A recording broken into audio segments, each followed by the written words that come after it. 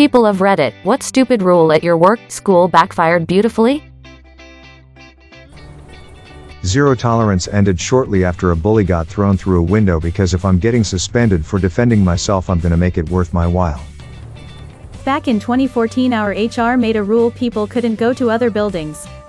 We had 3 buildings within a block of each other. All 3 had shipping areas and the warehouse employees had to go to each building to work. We were told to stay at one building. I mentioned we ship out of all 3, who is going to do the work? The genius said, oh, it'll be taken care of. Next day $500,000 shipment didn't go out. The following day we have a meeting. Why didn't you ship this? 2 days ago we were told to stay in our building and someone would take care of it. The rule was quickly changed. Required every employee to use electronic time clocks to punch in, out for work including lunch. Punching in late or leaving early would cause your pay to be docked and getting a discipline letter. Multiple people wanted to sabotage the clocks, cut the cords, etc., but wiser heads prevailed. Everyone arrived several minutes early and left late, every single day, to avoid getting into trouble.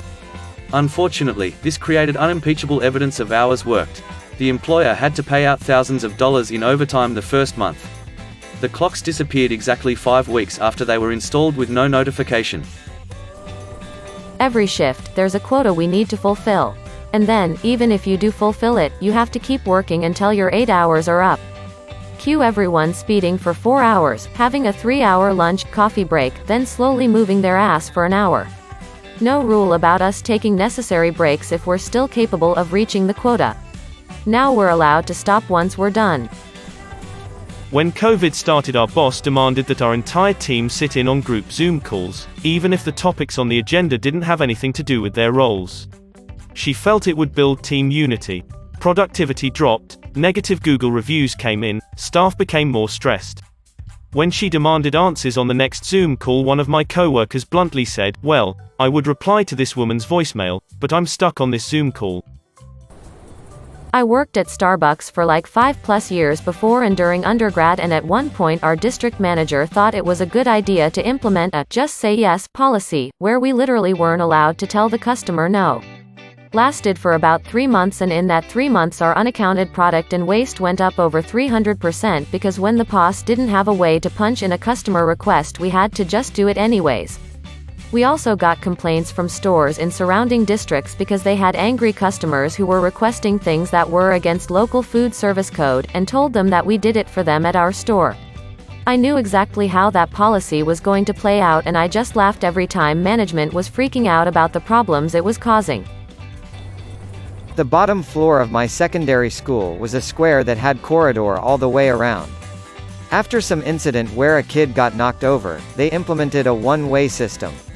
Unfortunately, they were very strict on enforcing it. If you accidentally walked past your class, you couldn't just turn around.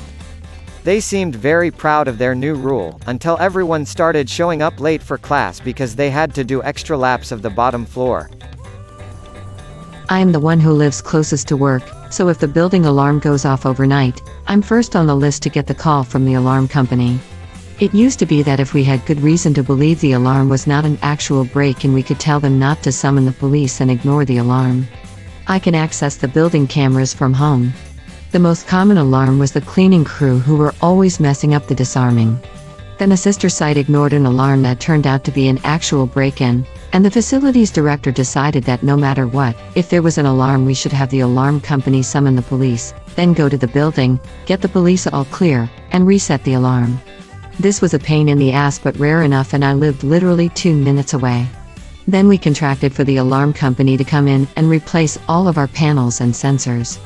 It was a nightmare process that ultimately ended up taking months, and the whole time there were phantom alarms, sometimes multiple times a night. Each time I had to go out in the middle of the night, I'd prepare the required report, send it to the facilities director, and request to go back to the old process. Each time he said no. We couldn't afford to miss a potential real break-in. After about 3 weeks of this nonsense, I was due for some time off. I was going out of town, and the protocol for that was for me to ignore calls from the alarm company, so they moved to the next person on the list, which happened to be the facilities director. In the 5 days I was off, I must have ignored at least 4 overnight calls that all would have gone to him next. Then suddenly, nothing. When I got back, I was informed that for the duration of the alarm update, we just weren't going to arm the building at all. So much for can't afford to risk a break-in. A long while back, but my school banned the color pink because a bunch of students were wearing it one October and they thought it was a gang thing. It was for Breast Cancer Awareness Month. The rule didn't go well for them. A place I used to work had a rule that executive-level staff needed to be contactable when on leave, so they had a section on the leave form for the address of where you'd be staying and a contact number. Some knuckle shuffler in HR decided it applied to all staff and the shenanigans began. People would put down the address and phone number of sex shops, sports grounds, medical clinics. I gave the latitude and longitude of the place I was going camping and the UHF .. frequency .. channel my radio would be tuned to. Late 80s high school rule was no shorts. Classmate came for an exam with basketball shorts on that were below her knees.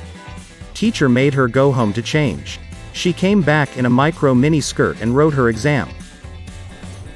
My spouse's workplace realized they didn't have a policy about sending sexual images or jokes as part of their email acceptable use policy, so they added it. Except they made it a firing offense to send or receive sexual content. I think the intent was to stop people from subscribing to such content. They also said that your access would be immediately revoked until a determination was made. So someone got fired for something else and decided to send their whole management chain a graphically sexual image, then report it using the anonymous tip line. IT got the report, concluded they did indeed receive sexual content, and did as required, suspended all the involved email accounts, including the SVPs. The policy has since been reworded.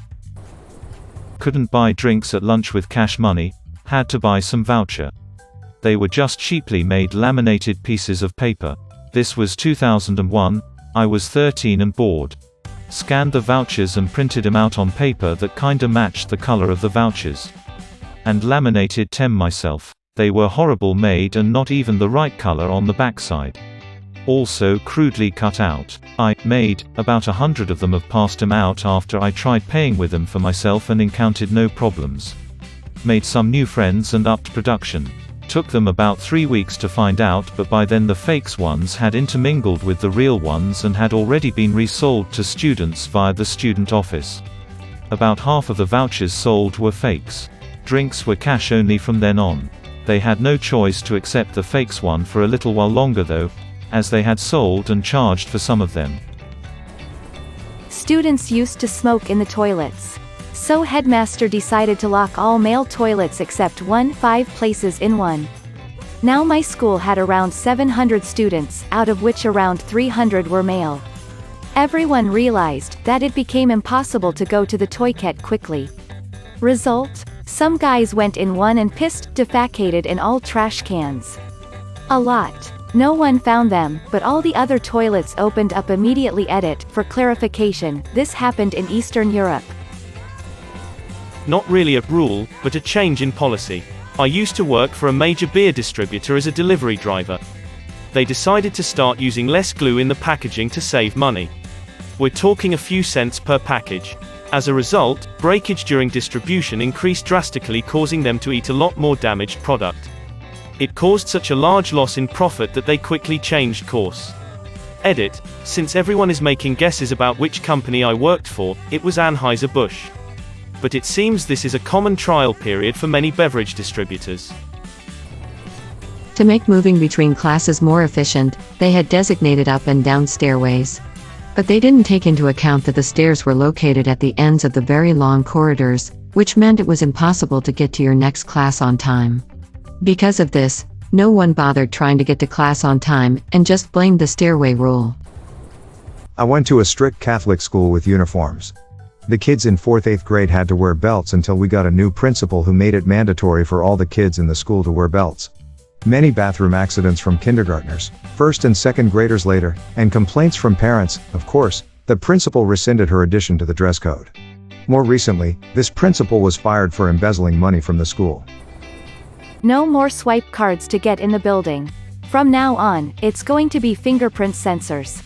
That was 2 weeks before COVID-19 happened. You can't speak a foreign language at work unless you're a certified translator in that language. We had a guy in a customer service position that spoke Spanish as a second language. Yeah, his regular Spanish-speaking customers were confused as to why he could no longer speak to them in Spanish, because they knew he was fluent. Eventually Jay explains to them, in English, that they made it against the rules for him to speak Spanish. They weren't happy about that.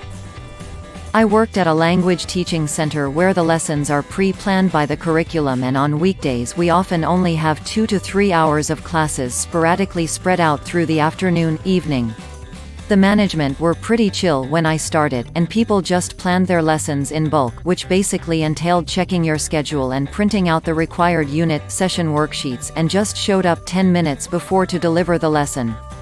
On weekends we'd have full 10-hour workdays. Apart from that we'd have the odd training session or faculty meeting, but otherwise you could basically go home or go do whatever you wanted between lessons. All the provided apartments were within 10 minutes walking distance of the center, so this was pretty ideal. The nice managers left, and the new management were assholes who started scheduling mandatory office hours where we had to be in the center with absolutely nothing to do. There'd be a 12 o'clock staff meeting and my next lesson would be at 4 to 6 p.m., and then 3.5 beep office hours in the middle. When we asked them what we should do, they said, think about your teaching methods. Basically beep dick waving. A bunch of the other teachers starting watching movies on the projectors in the spare classrooms. I brought in my Switch. Some people would just straight up go nap on the beanbags in the reading nook. The thing was, there was literally no busywork they could generate, and soon it was apparent to everyone, especially prospective new students and parents, how unprofessional and awful it made the center look. The managers embarrassingly just stopped scheduling and enforcing these office hours. Control freak boss says, all rescheduling of a lesson with a client should be run through a secretary, who will do the room reservation update, and keep me updated. Implicit threat. If you let clients reschedule too easily, you are a worthless wimp that I don't want to work with. Old version. Client contacts you directly, you work it out together quickly and inform the secretary of the new date/time so she can change the room reservation. Boom and done. New version. Secretary receives change request from client, but doesn't know your availabilities. Contacts you. Gets your availabilities. Sends them to client when she has time, because it's frankly a low priority for her. Clients eventually picks a date, and sends it back to the secretary, who sends it on to you. You send confirmation, or calendars often have changed in the meantime due to new circumstances, so back and forth a few times before a new date/time is chosen. Secretary reserves the room for that time date. This chews up so much time that the secretary falls behind with her other work, slowing down the process, which increases the chance of a calendar change obliging another run-through. The new system lasted about 4 days. Then an overloaded secretary went on stress-related medical leave. The workload was shared in equal parts between the other secretaries. So, 3 days later, another secretary went on stress-related sick leave. When the boss tried to reapportion the workload again, he got an immediate face full of "WTF is wrong with you?" And the next to last secretary stormed out in tears to go on stress-related sick leave. The new system died right there and then. As the French say, when you chase away the easy way, it will come galloping back. My mother was an elementary school teacher. For years the teacher's "be quiet" signal was holding up one hand in a peace sign. Well, the principal decided that this didn't have enough meaning and invented her own.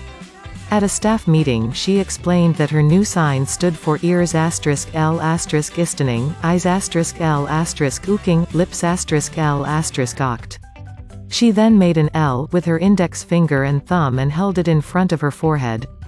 This principal didn't take criticism well, so none of the staff members were willing to tell her that she was making the loser sign. And so the new sign was taught to the children. Most of them made fun of it. Some of the more sensitive ones got upset by it. Overall it was a disaster, and within a few weeks they went back to the peace sign. People who were caught wandering the halls or skipping classes were sent straight home. My Catholic school told us to leave space for angels while dancing at middle school dances. The theology teacher then told us angels have no physical form.